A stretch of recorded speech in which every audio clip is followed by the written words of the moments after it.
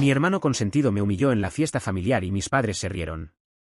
Así que dejé de pagar todo lo que les daba en secreto. Hola a todos, quiero contarles esta pequeña historia. Espero leer sus opiniones. Me llamo Jake, tengo 32 años y siempre he sido el diferente en mi familia. No de una manera dramática, como el típico hijo rechazado o la oveja negra. Lo mío era mucho más sutil. Mi hermano Ryan siempre fue el hijo dorado. Destacaba en todo, tenía los dientes perfectos, era naturalmente carismático y sabía cómo caerle bien a cualquier adulto que estuviera en la habitación. Yo, en cambio, era más callado, más aficionado a los libros y no me desenvolvía muy bien entre multitudes. Siempre me gustó construir cosas, computadoras, aplicaciones, pequeños negocios y ese tipo de cosas.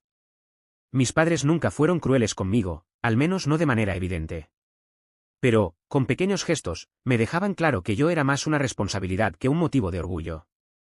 Ryan podía incendiar la casa y ellos probablemente terminarían culpando a los fósforos. Empecé a trabajar desde muy joven. Hacía trabajos independientes, daba clases particulares y compraba y revendía tecnología por Internet. Para cuando cumplí 25 años, había fundado un pequeño negocio en línea que creció mucho más rápido de lo que esperaba. No era algo llamativo ni aparecía en las noticias, pero me daba suficiente dinero para independizarme, comprar una casa y, con el tiempo, expandirme hasta crear una segunda empresa. Mientras tanto, Ryan iba de un trabajo a otro. Pasó por marketing, bienes raíces e incluso intentó tener un podcast que terminó fracasando. Cada vez que algo no le funcionaba, regresaba a vivir con nuestros padres o les pedía ayuda. Y cada vez, ellos lo recibían con los brazos abiertos, como si hubiera regresado de una guerra. Yo nunca les pedía nada. Simplemente mantenía la cabeza baja y seguía trabajando. Pensé que tomar distancia arreglaría las cosas. No fue así. Si acaso, mientras más exitoso me volvía, más resentimiento parecían sentir hacia mí. Una vez, mi mamá bromeó diciendo que yo tenía demasiado dinero y muy pocos recuerdos. Mi papá también hacía comentarios indirectos sobre que algunas personas se escondían detrás del trabajo porque no tenían a nadie. Me dolía, pero me lo guardaba. Aún así, seguía enviándole regalos de cumpleaños, pagando cenas e incluso cubriendo algunas facturas médicas cuando mi papá enfermó y el seguro no cubrió todo. Me repetía que seguían siendo mi familia y que eso era lo que uno hacía por su familia. Todo llegó a un punto crítico el mes pasado, durante la cena de cumpleaños de mi mamá. Cumplía 60 años y mi papá organizó una gran celebración en un restaurante elegante del centro. Alquiló un salón privado, encargó un pastel personalizado e incluso contrató una banda en vivo. Había dicho que sería una reunión elegante e íntima, solo con familiares y amigos cercanos. Yo me ofrecí a pagar la celebración, pero mi papá se negó. Dijo que era su regalo para ella. Debí haber entendido lo que realmente significaba, porque un día antes del evento recibí una llamada del restaurante para confirmar mi tarjeta como garantía del depósito. No cancelé nada. Debí hacerlo, pero no quería causar una escena, mucho menos en el cumpleaños de mi mamá. La noche de la cena llegué con un traje azul marino y llevé una pequeña caja envuelta para regalo. Dentro había una delicada pulsera de plata que había mandado a hacer especialmente para ella, con las iniciales de todos nosotros. Solo quería mantener la paz. Ryan ya estaba allí, recorriendo el salón como si estuviera haciendo campaña para algún cargo político. Su novia estaba tomada de su brazo, riéndose demasiado fuerte de cada uno de sus chistes. Llevaba un vestido que yo estaba casi seguro de haber pagado la Navidad anterior, cuando ella había comentado que no podía permitirse algo bonito para la sesión de fotos familiar. Mis padres estaban radiantes, rodeados de amigos, tomando vino y comiendo de platos que yo, sin saberlo, estaba pagando. Yo permanecí casi todo el tiempo sentado tranquilamente en una esquina de la mesa larga, conversando con uno o dos primos y tomando agua. No suelo beber mucho, especialmente cuando estoy con mi familia. Con los años había aprendido que mantener la mente despejada era mi única defensa real. Entonces llegó el momento del brindis. Mi papá fue el primero en levantarse y habló sobre lo maravillosa que era mi mamá, sobre cómo ella era el corazón de la familia y sobre cómo ninguno de nosotros sería quien es sin su amor. Después se levantó Ryan con una sonrisa y levantó su copa. Tenía esa misma expresión arrogante que había visto desde que éramos niños, como si estuviera a punto de derribar mi castillo de arena y luego fingir que había sido un accidente. Comenzó a hablar sobre la familia, el amor, la lealtad y todos los años que habíamos compartido. Habló de recordar lo que realmente importaba y de tener conexiones verdaderas, no simplemente números en una cuenta bancaria. Entonces decidió convertirlo en un ataque contra mí. Se burló de que yo era un fracaso y de que creía que el dinero me hacía valioso. Yo no me reí. Pero todos los demás sí. Mis padres, mis tías e incluso mi mamá se rieron. Ella simplemente negó con la cabeza y sonrió, como si todo aquello fuera una broma inocente. Los miré a todos y por un instante, sentí que tenía 14 años otra vez. Recordé aquella vez en que estaba sentado en el asiento trasero del auto mientras todos me decían que no exagerara después de que Ryan había roto accidentalmente mi computadora portátil. Entonces me puse de pie con calma y tomé mi vaso de agua. La habitación quedó en silencio. Todos parecían esperar que perdiera el control, que me marchara furioso o que hiciera alguna escena. En lugar de eso, sonreí apenas y levanté mi vaso. Brindé por el supuesto fracaso de la familia, que acababa de dejar de pagar por todo lo que ellos poseían. Vi cómo la sonrisa de mi papá desaparecía primero. Después, mi mamá parpadeó, como si necesitara unos segundos para entender lo que acababa de decir. Ryan soltó una pequeña risa incrédula, pero enseguida se quedó callado. Yo no volví a sentarme. Les expliqué que, ya que estábamos haciendo discursos, también podía contarles que había cerrado todas las cuentas, cancelado todos los cargos recurrentes y revocado cada acceso compartido que tenían conmigo. El seguro del auto, los servicios de la casa del lago, la cuenta familiar de Netflix y la cuenta del fondo de emergencia que mi mamá había utilizado el mes anterior. Todo había quedado cancelado o retirado. No había robado nada. Ese dinero era mío. Y, finalmente, estaba la cuenta del restaurante de aquella misma noche. Miré hacia la puerta, donde se encontraba el gerente, y dejé claro que esa cuenta ahora era responsabilidad de ellos. El silencio que siguió fue casi delicioso. Pero todavía no había terminado. Les expliqué que durante años había estado sosteniendo económicamente a toda la familia. Lo había hecho en silencio y sin quejarme porque creía que significaba algo. Pero aquella noche, mirando alrededor de aquella mesa, finalmente había entendido lo que realmente significaba. Entonces me di la vuelta y me dispuse a marcharme. Mi papá se levantó abruptamente y trató de detenerme, diciéndome que no fuera ridículo. Pero yo ya estaba caminando entre sus rostros completamente sorprendidos. Mientras me acercaba a la salida, alcancé a escuchar a Ryan murmurando algo por lo bajo. Poco después, su novia preguntó, completamente confundida, qué quería decir eso de que el seguro del auto había sido cancelado. Salí del restaurante y me encontré con el aire fresco de la noche. Mi corazón latía con fuerza, pero no era por rabia, de verdad sentí que era alivio. Amigos, me había tomado 32 años comprender algo muy sencillo. No le debía nada a personas que seguían tratando mi generosidad como si fuera una debilidad. Y, por primera vez, me sentía libre de ese peso, pese a que eran mi familia. Pero lo que ocurrió después de aquella cena fue todavía más interesante. No regresé a casa de inmediato.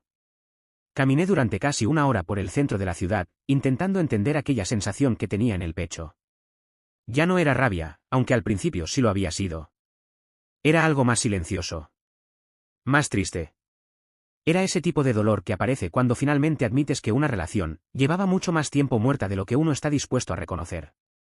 Durante años había intentado comprar la paz. Había tratado de ganarme el respeto mediante el silencio y el apoyo económico a mi familia. Pero el respeto que depende de condiciones nunca fue respeto de verdad. Y aquella noche, finalmente dejé de intentar comprar su cariño, era evidente que no me lo darían de manera sincera.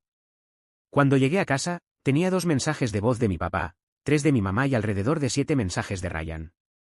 Ninguno decía que lo sentían. Mi papá hablaba con una calma forzada. Decía que necesitábamos hablar, que había avergonzado a todos esa noche y que ese no era el modo en que se manejaban las cosas en nuestra familia. También quería saber qué estaba tratando de demostrar y exigía que lo llamara para solucionar todo. El mensaje de mi mamá intentaba abordar la situación desde otro ángulo. Me decía con cariño que probablemente había malinterpretado la broma de Ryan, que él no había querido decir nada con eso y que no debía tomar una decisión impulsiva. Quería que habláramos al día siguiente durante el almuerzo, solo ella y yo. Los mensajes de Ryan eran los de siempre. Me decía que madurara, que había reaccionado exageradamente como siempre y que era absurdo que estuviera dispuesto a cortar con toda la familia por una simple broma. Incluso terminó burlándose de mí, insinuando que esperaba disfrutar de ser rico y estar solo. Eso me dolió más de lo que quería admitir. No porque le creyera, sino porque una parte de mí todavía deseaba que él fuera alguien diferente. Alguien capaz de darse cuenta de que había cruzado una línea y sentir, aunque fuera por un instante, algo de culpa. Pero ese no era Ryan. Nunca había sido Ryan. A la mañana siguiente desperté en medio del caos. Al parecer, cancelar las cuentas no había sido simplemente un gesto simbólico. Había provocado un terremoto logístico. El plan familiar de telefonía que yo había estado pagando había desaparecido. El teléfono de mi mamá estaba desconectado. El buzón de voz de mi papá estaba lleno. Y la novia de Ryan había publicado una historia en Instagram insinuando que algunas personas solo amaban a los demás cuando eran ellas quienes pagaban por todo. Había etiquetado a Ryan junto a una fotografía de ambos discutiendo en lo que parecía ser un lote de autos usados. La sutileza nunca había sido precisamente su fuerte. Tuve que reírme un poco. Ni siquiera había tocado todavía el préstamo del auto. Eso vino después. Porque, después de aquella cena, no me limité a cancelar sus cuentas. Empecé a revisar todo, uno por uno. Nunca había querido llevar una cuenta de cuánto había hecho por ellos, pero la hoja de cálculo que preparé aquel fin de semana me abrió los ojos. Durante los últimos 7 años había pagado 4 vacaciones, incluyendo vuelos y alojamiento. Había cubierto deudas acumuladas de las tarjetas de crédito de mis padres. Había ayudado a Ryan con 3 ideas de negocios que terminaron sin llegar a ninguna parte. Había comprado su auto completamente cuando le rechazaron el contrato de arrendamiento por su mal historial crediticio. Había pagado el saldo de la cirugía de mi mamá cuando el seguro no cubrió todo. También había financiado un crucero sorpresa por el 30º aniversario de mis padres. Y ni una sola vez, ni una sola, había recibido un agradecimiento que no viniera acompañado de algún comentario sobre cuánto trabajaba, sobre cómo me estaba perdiendo la vida o sobre que debería preocuparme menos por el dinero. Aquella hoja de cálculo me había mostrado una realidad que llevaba más años evitando. Se la envié a los 3. No añadí ningún mensaje ni di explicaciones.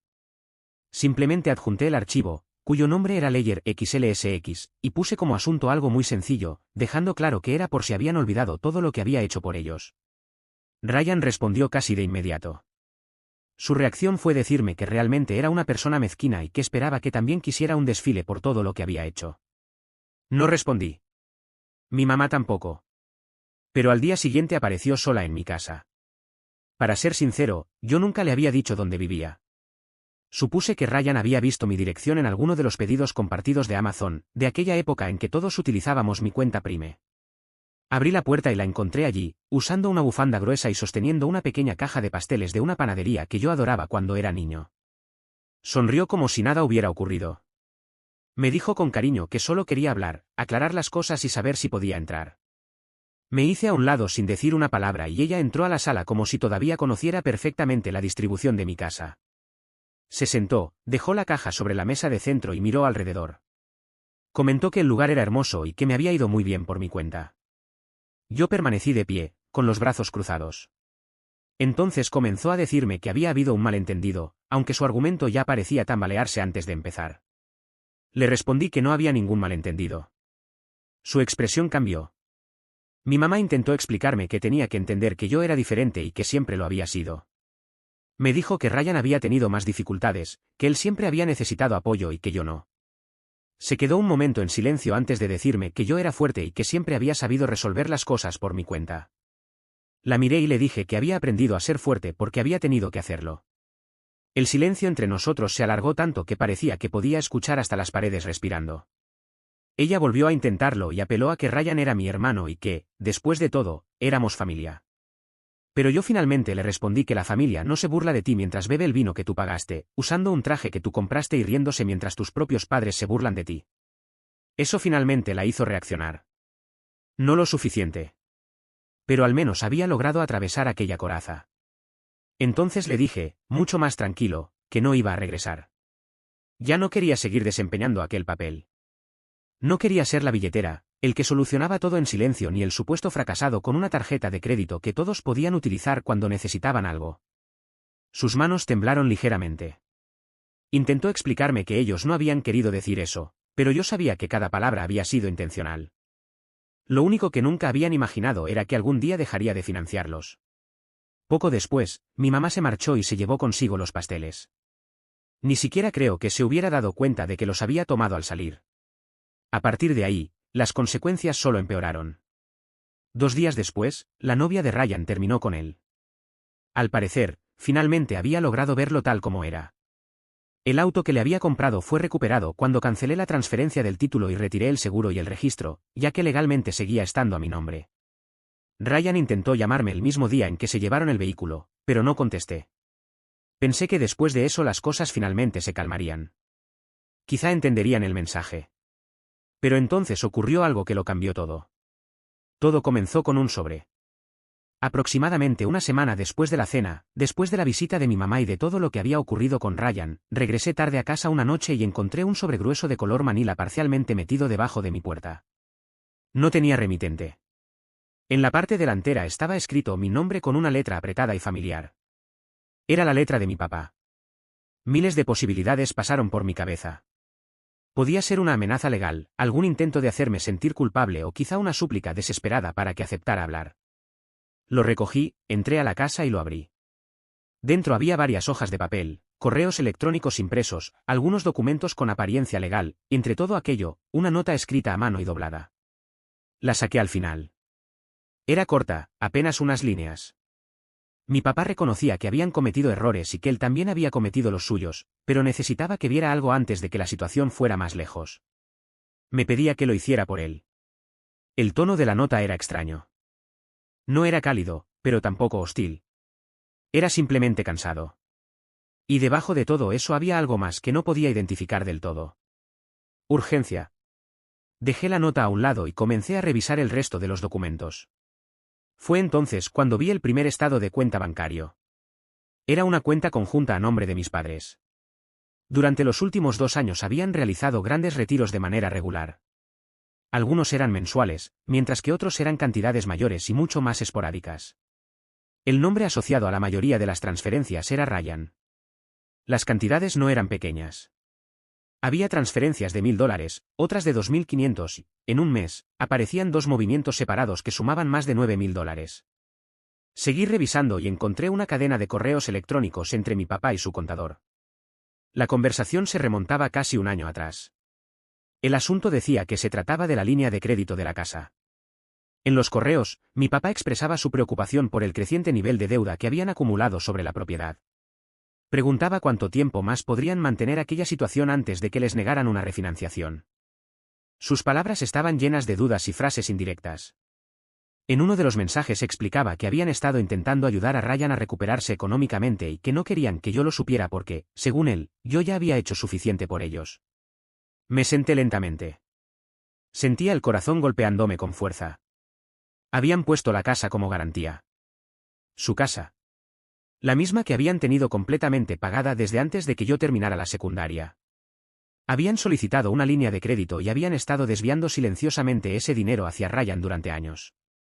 Y ahora la línea de crédito estaba completamente agotada. Seguí leyendo. Detrás de un documento de propiedad doblado encontré otro correo impreso. Esta vez era de Ryan para mi papá. Era corto y había sido enviado apenas unos días después de la cena. Ryan planteaba que, si yo ya no estaba dispuesto a ayudar, tendrían que considerar vender la casa. Mencionaba que el mercado estaba fuerte y que, aunque mamá no quería hacerlo, quizá no tenían otra opción. Según él, yo había tomado mi decisión y ellos no podían seguir esperando. Me quedé mirando aquel correo durante mucho tiempo.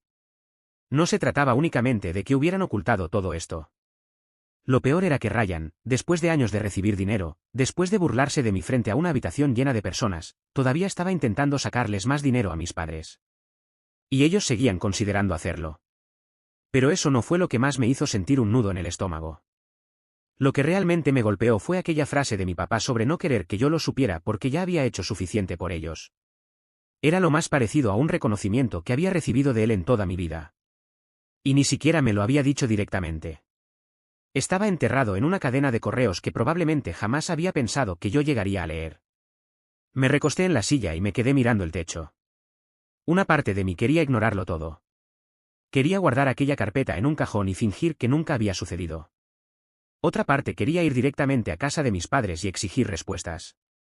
Pero había una parte aún mayor, silenciosa y fría, que sabía exactamente lo que tenía que hacer. Esto ya no se trataba únicamente de mí. Si no intervenía en ese momento, Ryan iba a dejar a mis padres completamente arruinados. Y, a diferencia de mí, ellos no tenían una red de seguridad. Necesitaba un plan. Al día siguiente contacté a un abogado. Le expliqué absolutamente todo. No porque quisiera demandarlos. Ni siquiera se me pasaba por la cabeza. Lo que quería era proteger lo que quedaba y crear algún tipo de estructura legal que impidiera que siguieran siendo manipulados. Hablamos sobre fideicomisos, poderes legales y mecanismos de protección financiera. Pero, sobre todo, necesitaba tener cierta capacidad de intervención. No para castigarlos, sino para obligarlos finalmente a enfrentarse a la verdad que habían estado evitando durante años. El abogado aceptó ayudarme y me pidió copias de todos los documentos. Se los envié. Después esperé. Mientras tanto, dejé de contestar sus llamadas. Pasó una semana. Luego 2. Hasta que una noche sonó el timbre de mi casa. Y allí estaba Ryan. De pie frente a mi puerta. Esta vez no tenía aquella expresión arrogante ni la sonrisa burlona de siempre. Parecía desesperado. Su rostro estaba tenso por la ansiedad, tenía las manos metidas en los bolsillos de su chaqueta y los labios apretados en una línea delgada. Toda aquella seguridad que siempre había mostrado había desaparecido. Me dijo que necesitábamos hablar. Yo no respondí. Porque en ese instante comprendí que él todavía no sabía lo que estaba por venir. Y esta vez no pensaba advertirle. No todavía. Me quedé inmóvil, observándolo desde la puerta. Por primera vez, Ryan parecía no tener idea de cómo controlar la situación. No había ninguna sonrisa arrogante ni ningún comentario sarcástico. Ryan parecía un hombre que finalmente había comprendido la magnitud de sus acciones. Abrí la puerta apenas lo suficiente para dejarlo entrar, principalmente porque no quería tener aquella conversación en la entrada mientras los vecinos observaban. Entró con cautela, como si temiera que cerrara la puerta detrás de él y lo dejara encerrado afuera. Miró alrededor como si aquella casa también pudiera juzgarlo. Era elegante, moderna, impecable y estaba completamente pagada, todo lo contrario a prácticamente cualquier cosa que él había tocado en su vida. Nos sentamos en la isla de la cocina. Durante unos instantes, ninguno de los dos habló. Finalmente, suspiró él y me hizo notar que realmente había cortado todo. Le confirmé que eso era exactamente lo que había dicho que haría. Su rodilla comenzó a moverse nerviosamente y me preguntó si no creía que había sido un poco extremo. Yo me quedé en silencio. Se pasó una mano por el cabello y trató de justificarse. Reconoció que había cometido un error con el brindis y con la broma, que no debió haber dicho aquello y que estaba borracho, pensando que sería gracioso. Sin embargo, no había esperado que yo destruyera la vida de todos por una simple broma. Finalmente lo miré y le hice entender que él no había destruido nuestras vidas con aquella broma. Eso lo había hecho años atrás. La broma simplemente había sido lo único honesto que había dicho en mucho tiempo. No le gustó escuchar aquello. Se recostó en la silla y cruzó los brazos, preguntando si entonces todo se trataba de respeto. Le expliqué que se trataba de todo. De todo lo que había hecho por él, por nuestros padres, de todos los años pagando, ayudando y solucionando los problemas que él provocaba. Y durante todo ese tiempo, ninguno de ellos se había detenido una sola vez a preguntarse cuánto me estaba costando. No hablaba únicamente del dinero. Hablaba del peso de cargar con todo aquello. Ryan murmuró que yo no tenía por qué haber hecho nada de eso y pude ver cómo la culpa comenzaba a aparecer en sus ojos. Le respondí que tenía razón, no tenía por qué hacerlo. Pero lo había hecho porque creía que eso era lo que hacía una familia. Había pensado que, si daba lo suficiente, algún día dejarían de verme como el fracasado. Pero cuanto más daba, más resentimiento sentían hacia mí. Cuanto más intentaba ayudarlos, más se burlaban de mí a mis espaldas. Ryan abrió la boca como si quisiera discutir, pero no consiguió decir nada. Entonces le pregunté por qué había ido a mi casa. ¿Vaciló? Finalmente respiró profundamente y admitió que mi papá iba a perder la casa. Me recosté lentamente y le dije que ya lo sabía. Ryan me miró completamente sorprendido. Me levanté, caminé hasta un cajón y saqué la carpeta de Manila original. La dejé sobre la encimera, frente a él. Le expliqué que la había recibido el día después de que él le enviara a mi papá aquel correo en el que le decía que vendiera la casa porque yo ya no iba a ayudar. El rostro de Ryan perdió todo su color. Le dije que había estado dejando a mis padres prácticamente sin nada durante años, sacándoles miles de dólares, y que ellos se lo habían permitido porque tenían miedo de perderlo. Él apartó la mirada y aseguró que nunca había querido que las cosas llegaran tan lejos. Le respondí que ese era precisamente su problema. Nunca quería que nada ocurriera. Simplemente tomaba lo que podía y, cuando todo terminaba derrumbándose, actuaba sorprendido. Ryan se pasó una mano por el rostro y me preguntó qué iba a suceder ahora. Quería saber si simplemente iba a permitir que nuestros padres lo perdieran todo. Me senté nuevamente y le dije que no. Iba a salvar la casa. Ya había puesto todo en marcha. El abogado que había contratado estaba preparando un nuevo fideicomiso. Yo compraría la casa a mis padres por un precio justo de mercado y la colocaría dentro de un fondo protegido del que ellos podrían vivir durante el resto de sus vidas. Ryan se quedó mirándome, sorprendido. No podía creer que realmente fuera a comprar la casa. Le confirmé que sí, pero bajo ciertas condiciones. Mis padres ya no serían los propietarios, pero tampoco quedarían en la calle. No habría más deudas ni segundas hipotecas. Solo tendrían tranquilidad. También pagaría el saldo restante de sus líneas de crédito. Todo de manera discreta, legal y segura. Ryan me observó durante un largo momento, sin saber si debía sentirse aliviado o indignado. Entonces preguntó qué iba a pasar con él. No dudé. Le dejé claro que él no formaba parte del acuerdo. Se quedó completamente inmóvil. Le expliqué que había terminado de financiar su caos. No habría más rescates. No habría más segundas oportunidades. Había tenido toda una vida llena de ellas. Y ahí era donde terminaban. Su voz se elevó mientras intentaba procesarlo. No podía creer que fuera a dejarlo fuera de todo. Le respondí que él mismo se había expulsado. Yo simplemente había dejado de mantener la puerta abierta. Apretó la mandíbula y me preguntó qué le quedaba entonces. Lo miré directamente a los ojos y le dije que le quedaba todo aquello que decidiera construir. Si quería algo, tendría que ganárselo, como yo lo había hecho, como todos tenemos que hacerlo. Durante unos segundos permaneció sentado, completamente aturdido. Luego se levantó bruscamente y empujó el taburete hacia atrás, provocando un fuerte chirrido. Me acusó de creerme superior a él. Le respondí que no. Simplemente siempre lo había sido. Él solo se había negado a verlo. Ryan me miró como si quisiera decir algo más, pero ya no quedaba nada que decir. Se marchó y esta vez no lo seguí. Durante las semanas siguientes, finalicé la transferencia de la casa. Mi abogado se encargó de la mayor parte del proceso. Mis padres firmaron los documentos en silencio, con una gratitud tranquila. Mantuvieron la mirada baja. No hubo bromas ni sarcasmo. Solo cansados agradecimientos y algún que otro sollozo. No me quedé mucho tiempo aquel día. No quería escuchar sus disculpas. Al menos no todavía. Quizá nunca. La casa estaba a salvo. Sus deudas habían quedado completamente pagadas. También se estableció mediante el fideicomiso una pequeña cantidad mensual para cubrir sus gastos de vida. No era una fortuna, pero sí era segura. Había reglas, protecciones y mecanismos de seguridad. Si Ryan intentaba tocar siquiera un centavo de ese dinero, el fideicomiso se bloquearía automáticamente. Unos meses después me enteré de que Ryan se había mudado con un amigo al otro lado de la ciudad. Intentó conseguir otro trabajo en marketing, pero según supe, renunció después de apenas 3 semanas porque consideraba que su gerente lo trataba con demasiada condescendencia. Muy propio de Ryan. Mi mamá me envió una tarjeta aquella Navidad. Solo una tarjeta. No había regalos ni peticiones. Dentro había una sola frase en la que reconocía que no merecían la gracia que yo les había mostrado, pero que aún así me agradecía por ella. Me quedé mirando aquella tarjeta durante mucho tiempo. Después la guardé en el mismo cajón donde había puesto la carpeta y la dejé allí. Ya no los veo mucho. A veces durante las fiestas. Tenemos llamadas breves cada 2 meses aproximadamente. La relación es educada, civilizada y superficial. Mantengo mi distancia, no por resentimiento, sino por claridad. En cuanto a mí, ahora duermo mejor. Amigos, realmente hay paz en establecer límites. Hay poder en elegir hacia dónde quieres llevar tu propia historia, en lugar de permitir que otras personas la escriban por ti. Por primera vez en mi vida, ya no intento demostrar nada. Simplemente estoy viviendo.